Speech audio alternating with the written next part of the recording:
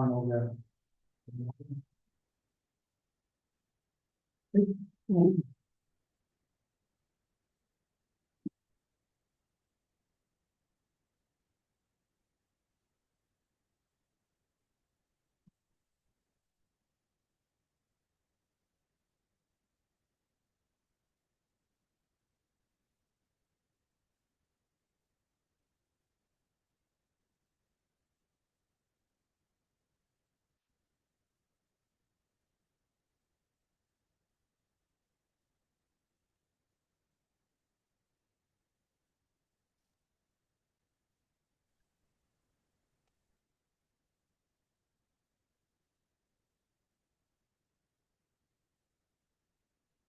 Dual nature of matter, पदार्थों की द्वैत प्रकृति। आवाज आ रही है?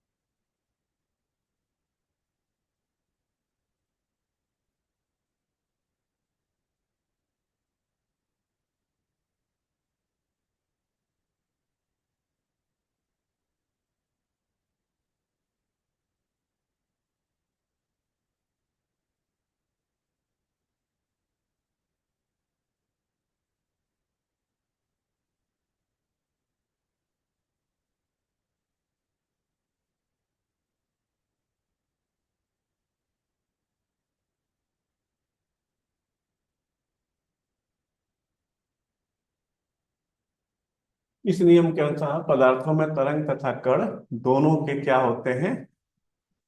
गुण होते हैं। अर्थात अगर पदार्थ कोई भी होगा, अगर तरंग की तरह रहेगा तो उसमें आपकी वेवलेंथ होगी, यानी E equal to h nu. और अगर वो आपके मैटर की तरह व्यवहार करेगा, अर्थात उसमें क्या होगा? द्रव्यमान होगा।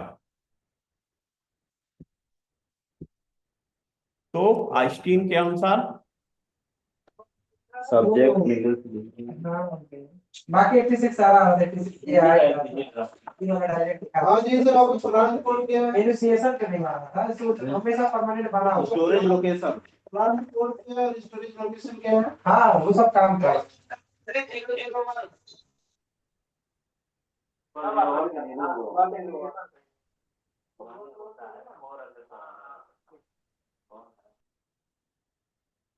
तो आइंस्टीन के अनुसार E इक्वल टू क्या हो जाएगा?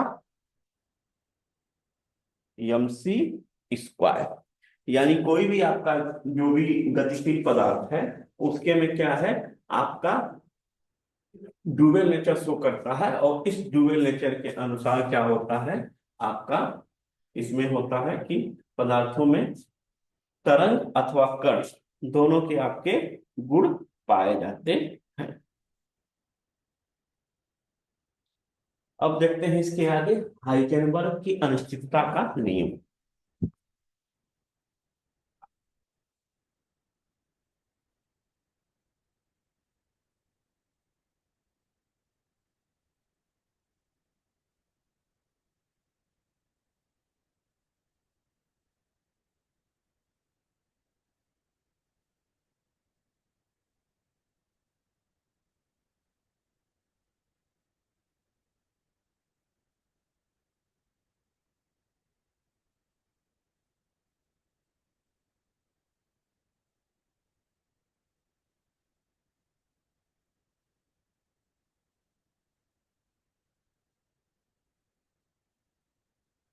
हाइजेनबर्ग की अनिश्चितता का नियम, हाइजेनबर्ग अनसर्टेनिटी प्रिंसिपल।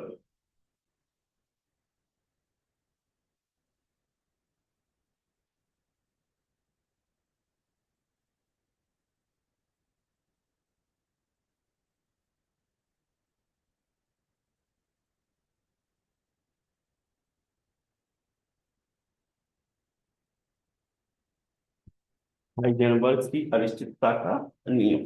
तो हाइजेनबर्ग की अनिश्चितता का नियम के अनुसार आपका यह है कि किसी भी गतिशील अतिसूक्ष्म कण की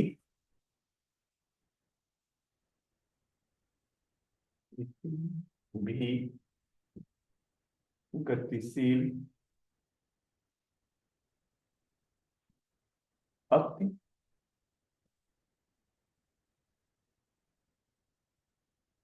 सूक्ष्म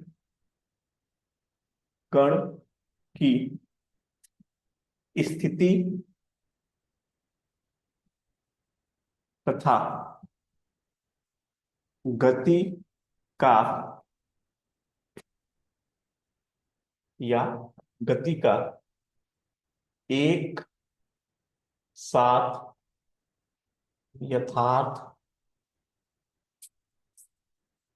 निर्धारण क्या है, असंभव है।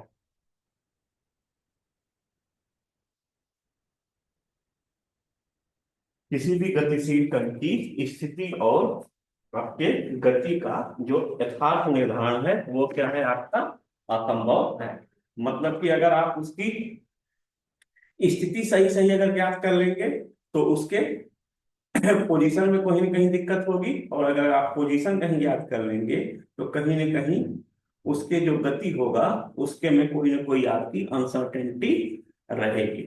मतलब कि कोई भी आपका अगर गतिशील कण है तो उसकी कोई भी होगी आपकी स्थिति और आपका गति, दोनों को आप एक साथ क्या कर सकते हैं, यथार्थ नहीं, आप एक साथ उसको डिटरमाइन कर सकते हैं। जैसे कोई आपका चलता हुआ गाड़ी है तो उसका किसी एक फिक्स पॉइंट पे ही आप बता सकते हैं कि उसकी कितनी गति है, या अगर गति उसको आप वो करते हैं तो उसके पॉइंट को आप क्या कर सकते हैं, नहीं यथार्थ बता सकते हैं कि कहाँ पर होगा। मतलब कोई भी आपका अगर मूविंग पार्टिकल है तो उसकी आप पोजीशन और वेलोसिटी दोनों को आप क्या कर सकते हैं, एक साथ एग्जैक्टली डिटरमाइन आप नहीं कर सकते हैं। इसको मैथमेटिकली किस तरह से लिखा जा सकता है, del X into del P greater than या equal to H upon 4 pi, H upon 4 pi. तो जिसमें से डेल एक्स क्या है, वो आपका है इसमें डेल एक्स स्थिति में अनिश्चितता है, और डेल पी जो है वो उसके संवेग अथवा वेग में अनिश्चितता है। डेल एक्स क्या है,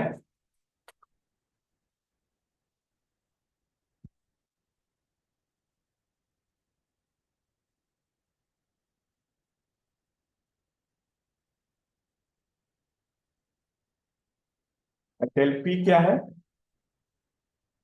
संवेग में अनिश्चितता।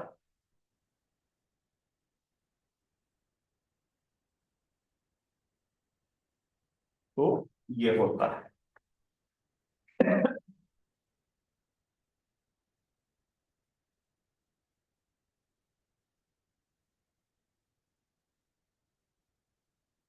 कोई भी आपका अगर मूविंग पार्टिकल है तो उसको क्या कर सकते हैं आप, एग्जैक्ट उसकी पोजीशन और उसका संवेग दोनों आप क्या कर सकते हैं, एक साथ नहीं ज्ञात कर सकते।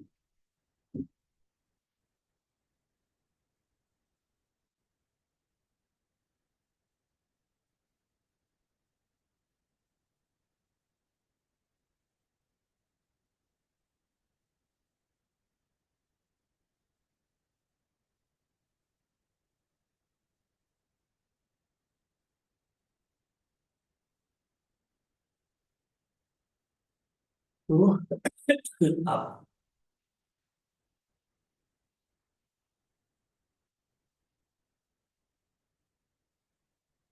तो किसी भी आप कोई भी आपका गतिशील कण है उसकी आप स्थिति और ऊर्जा का एक साथ क्या कर सकते हैं, यथार्थ निर्धारण क्या करना है, असंभव है। अब बात करते हैं हम किसकी, परमाणु क्रमांक।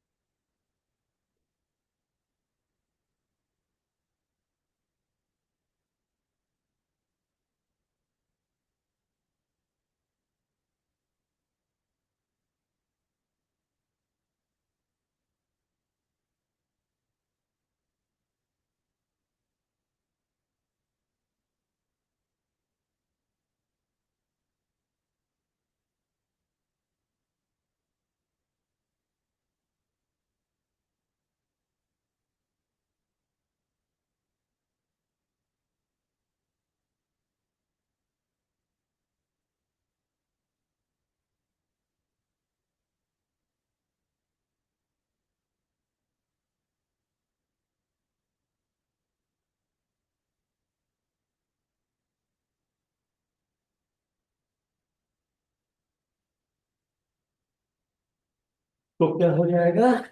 अगर ये कहा जाए परमाणु क्रमांक, तो परमाणु क्रमांक बेसिकली क्या होता है कि आपके किसी भी जो आपके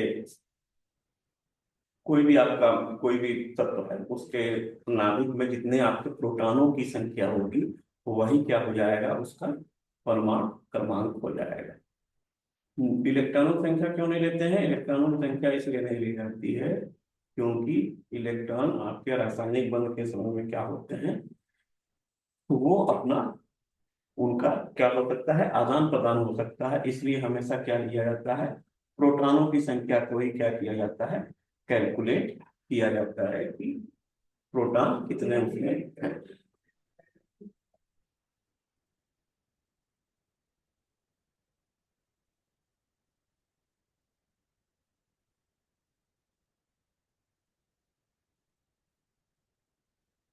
अगर ये कहा जाए कि हाइड्रोजन का परमाणु क्रमांक 1 है, तो इसका मतलब ये होता है कि उसके नाभिक में जो प्रोटॉनों की संख्या होगी वो कितनी होगी, आपकी 1 होगी। उसके नाभिक में प्रोटॉनों की संख्या कितनी हो जाएगी, 1 हो जाएगी। उसी तरह अगर ये कहा जाए कि कार्बन का परमाणु क्रमांक 6 है, तो इसका मतलब क्या हुआ कि उसके नाभिक में प्रोटॉनों की संख्या जो है वो क्या है, आपकी 6 है। अर्थात कार्बन के जो आपके वो होंगे, जो परमाणु होंगे, उसमें उसके आपके क्या होगा, नाभिक में प्रोटॉन होंगे, वो आपके पाए जाएंगे कितने, 6 पाए जाएंगे। हेलो।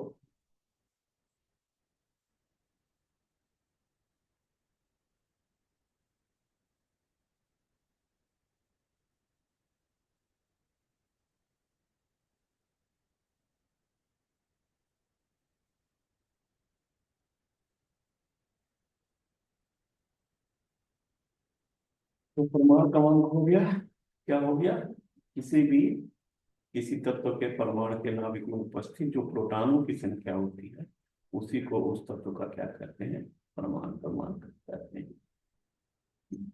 उसके नाभिक में कितने प्रोटॉन पाए जाएंगे, वही होगा उसका परमाणु क्रमांक।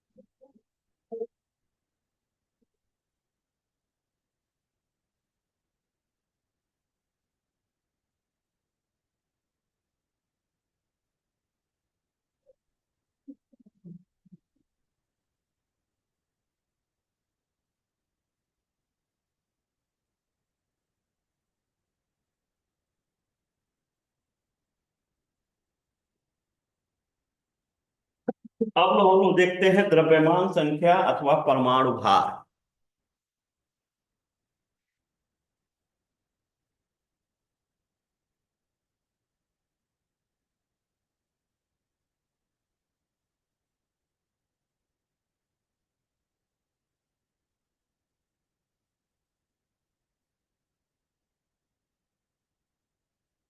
इसी को क्या बोलते हैं? परमाणु भार भी बोलते हैं। और इंग्लिश में क्या बोलते हैं? Atomic weight. परमाणु भार को क्या इंग्लिश में बोलते हैं? Atomic weight. तो एटॉमिक वेट आपका क्या होता है? एटॉमिक वेट बेसिकली आपका होता है कि किसी भी परमाणु के नाभिक में पाए जाने वाले जो भी आपके प्रोटॉन और न्यूट्रॉनों की जो संख्या होती है उसी को बोलते हैं एटॉमिक वेट अथवा आपका परमाणु भार।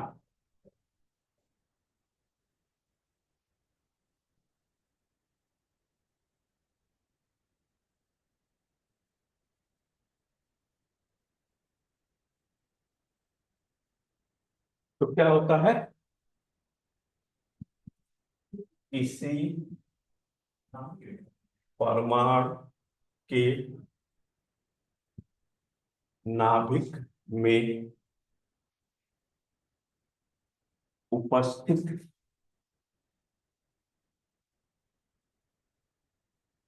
समस्त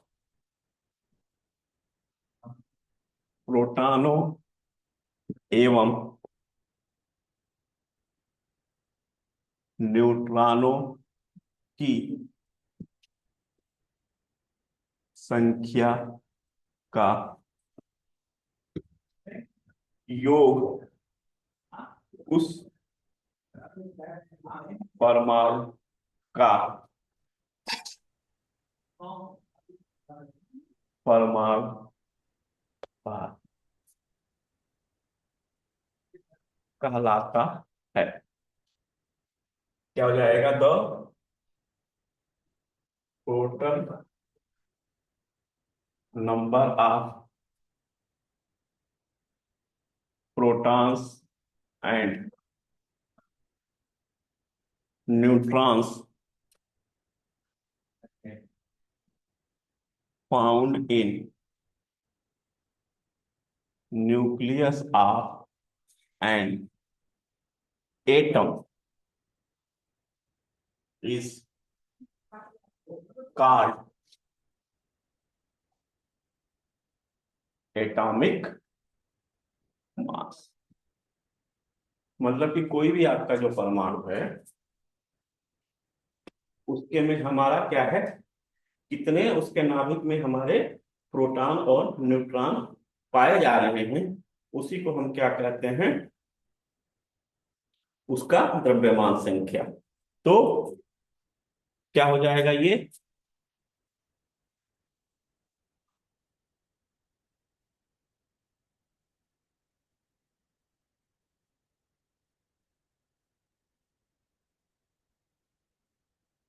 ए बराबर पी प्लस यन या जेड प्लस यन, ये आपका हो जाएगा। जहां पर ए क्या है आपका द्रव्यमान संख्या, पी बराबर क्या है प्रोटॉनों की संख्या, ठीक, यन बराबर क्या है न्यूट्रॉनों की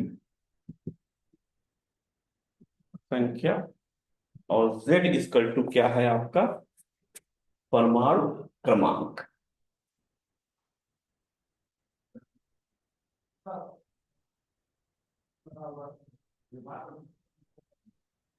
क्या है ये परमाणु क्रमांक, ये आपका होता है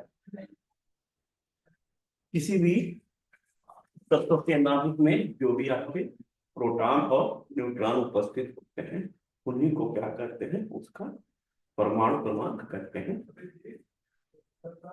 और द्रव्यमान संख्या किसको कहते हैं कि नाभिक में उपस्थित आपके जितने भी प्रोटॉन और न्यूट्रॉनों की संख्या होती है, उसी को क्या कहते हैं उसका द्रव्यमान संख्या कहते हैं। तो मतलब कि ए इक्वल टू हो जाएगा p plus n, p plus n, और पी को हम जानते हैं क्या कर सकते हैं जेड भी कर सकते हैं, क्योंकि आप जानते हैं कि किसी परमाणु में के नाभिक में जो भी आपके प्रोटॉनों की संख्या होती है वही क्या होती है उसके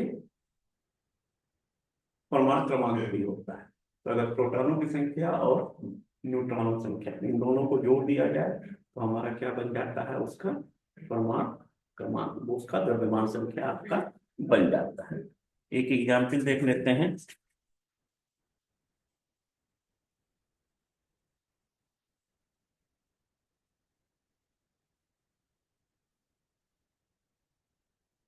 अगर किसी तत्व के नाभिक में 12 प्रोटॉन तथा 11 न्यूट्रॉन है, प्रोटॉन कितनी संख्या है 12 और न्यूट्रॉन की संख्या है 11, इसका द्रव्यमान संख्या कितना हो जाएगा,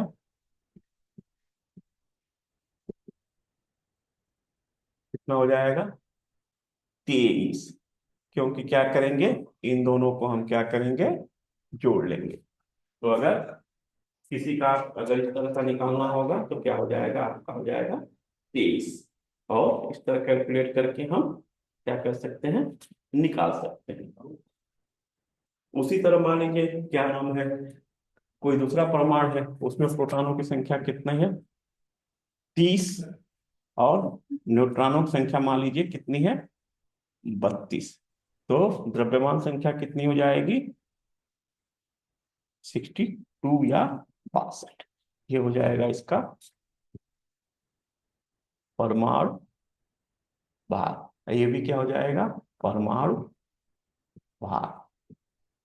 इस तरह से हम क्या कर सकते हैं किसी भी आपके तत्व का क्या कर सकते हैं परमाणु भार हम क्या कर सकते हैं आपका ज्ञात कर सकते हैं। कैसे ज्ञात कर सकते हैं कि उसमें जितना प्रोटॉनों की संख्या रहेगी और जितना न्यूट्रॉनों की संख्या रहेगी, दोनों को हम क्या करेंगे जोड़ लेंगे, और जोड़ लेंगे तो हमको उसका द्रव्यमान संख्या क्या कर जाएगा पता चल जाएगा। इस प्रकार जो इसका कोई भी एलिमेंट हो उसके हम द्रव्यमान संख्या को क्या कर सकते हैं ज्ञात कर सकते हैं।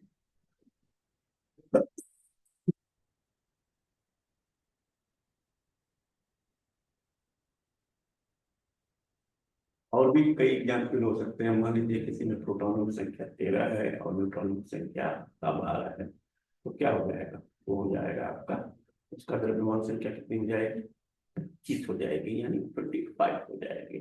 इसी हिसाब से हम क्या कर सकते हैं, विभिन्न परमाणुओं के परमाणु क्रमांक परमाणु संख्या को क्या कर सकते हैं, ज्ञात कर सकते हैं।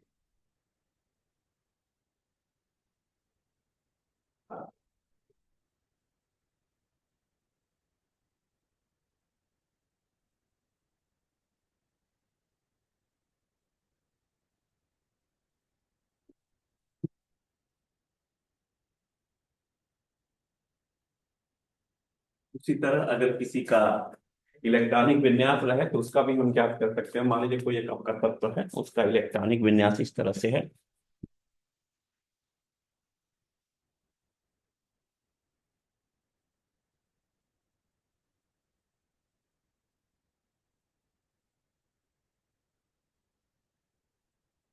S2 2s2 2p6 3s2 3p6। तो क्या हो गया, 6 4 10 2 12 6 18। इसमें टोटल आपके इलेक्ट्रॉनों की संख्या कितनी हो गई, 18। प्रोटॉनों की संख्या भी हो जाएगी आपकी 18। इसका परमाणु क्रमांक कितना हो जाएगा,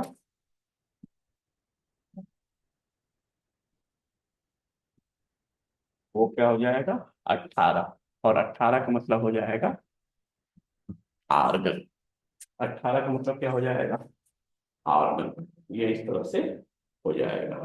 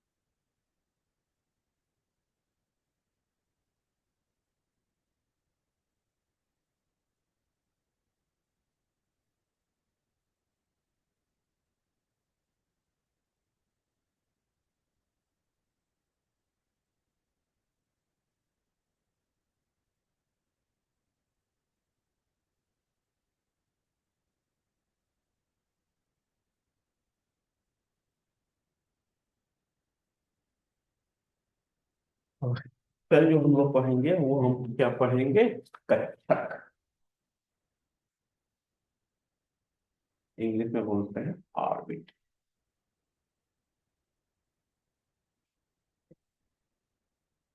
तो आज हम लोगों ने क्या पढ़ा, हाइजेनबर्ग की अनिश्चितता का नियम, और क्या पढ़ा, द्रव्यमान संख्या, और क्या, परमाणु क्रमांक।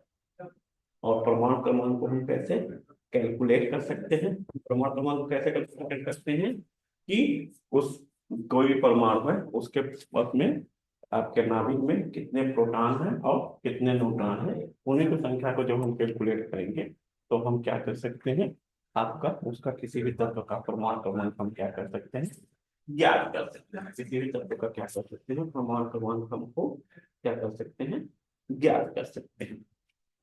अगर किसी का इलेक्ट्रॉनिक विन्यास भी दिया है तो हम क्या कर सकते हैं, इजीली उसका ये भी ज्ञात कर सकते हैं कि वो कितना आपका उसमें कितना उसकी परमाणु क्रमांक होगा। क्योंकि जितना आदर्श कंडीशन में जितना इलेक्ट्रॉनों की संख्या होती है वही प्रोटॉनों की भी संख्या होती है।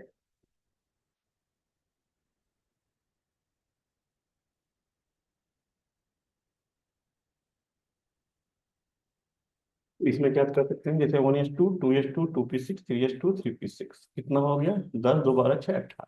एक प्रोटॉनों की संख्या 18 हो गई और वही उसके इलेक्ट्रॉनों की भी संख्या होगी। चलिए, थैंक यू।